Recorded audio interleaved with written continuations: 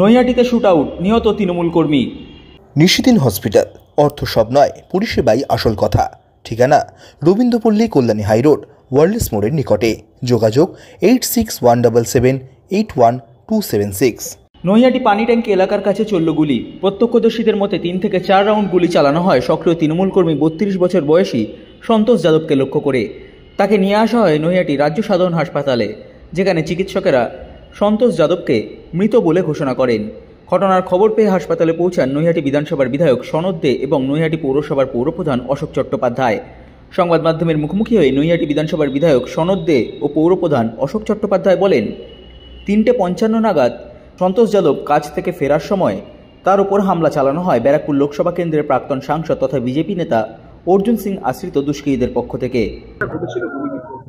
না, ও বাড়ি ফিরছিল 3:55, তখন অর্জুন সিং এর পোষা গুন্ডা রাজেশ সাউ, যাকে ধাওড়া বলে ডাকে, সে রাজেশ সাউ, চিন্টু সিং সহ আরো 8 জন বাইক নিয়ে ঘিরে ধরে তাকে গুলি চালায়।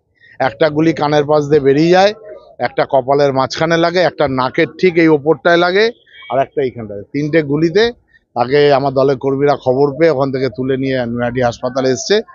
এখানে ডাক্তারবাবুরা তাকে মৃত বলে ঘোষণা করেছে। ঘটনাটা কেন?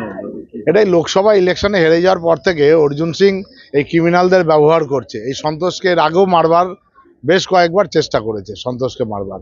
আজকে অর্জুন সিং সফল হলো তার পোষা গুন্ডাদের দিয়ে আমার দলের কর্মীটাকে মেরে দিতে। ওর তো এটা ক্যারেক্টার, অর্জুন সিং এর তো এটা ক্যারেক্টার না যে বিরোধীদের এইভাবে মারো। ওর ক্রিমিনাল পোষাটাই ওর ব্যবসা। ক্রিমিনাল দিয়ে আমার দলের কর্মীকে মেরে দিল আজকে।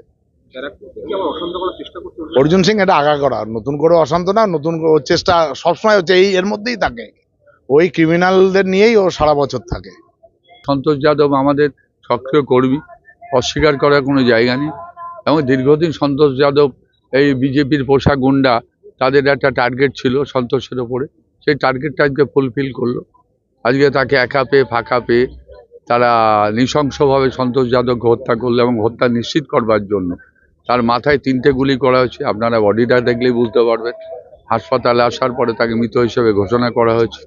এবং সন্তোষ যাদব আর ধাওড়া রাজেশ, যাকে ধাওড়া রাজেশ বলে, রাজেশ সাউ, তার ব্যবসাটাই তো অবৈধ ব্যবসা। সম্পূর্ণ ঘটনা নিয়ে ব্যারাকপুর লোকসভা কেন্দ্রের সাংসদ পার্থ ভৌমিক বলেন, গুলিবিদ্ধ না, মারা গেছে আমার কাছে যা খবর আছে। অর্জুন সিং যখন দেখছে মানুষের থেকে পুরো বিচ্ছিন্ন হয়ে গেছে।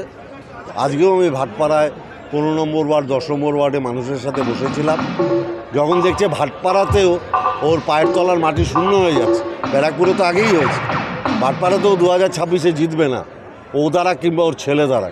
তখন চেষ্টা করছে সন্ত্রাস করে যদি মানুষকে ভয় দেখানো যায়, ওতে কোনো লাভ হবে না। আমার 20 জনকেও মেরে ফেলতে পারে অর্জুন সিং, কিন্তু ভাটপাড়ার মানুষ এই মস্তানকে আর 2026-এ অ্যালাউ করবে না। কিন্তু বিজেপি বলছে না তৃণমূলেরই গোষ্ঠী সংঘর্ষ। ধারুয়া রাজেশ কোন দল করে, আপনারা গৌরীপুরে যান, গিয়ে খোঁজ দিয়ে নিন। নিশিদিন ডায়াগনস্টিক সেন্টার, এ কমপ্লিট ডায়াগনস্টিক সলিউশন। আমাদের ঠিকানা 144/1 সেন্ট্রাল রোড, আনন্দপুরি, ব্যারাকপুর, কলকাতা 122। আমাদের যোগাযোগ 9875338719। সাধ্যের মধ্যে স্বপ্নের ফ্ল্যাট খুঁজছেন? লাবণ্য গ্রুপের পক্ষ থেকে ব্যারাকপুর হরিসভা মন্দিরের নিকটে সোনাঝুরি আবাসন। থাকছে lift, top floor, set, 0% GST। এছাড়াও থাকছে ব্যাংক লোনের সুব্যবস্থা। ফ্ল্যাট বুকিং চলছে।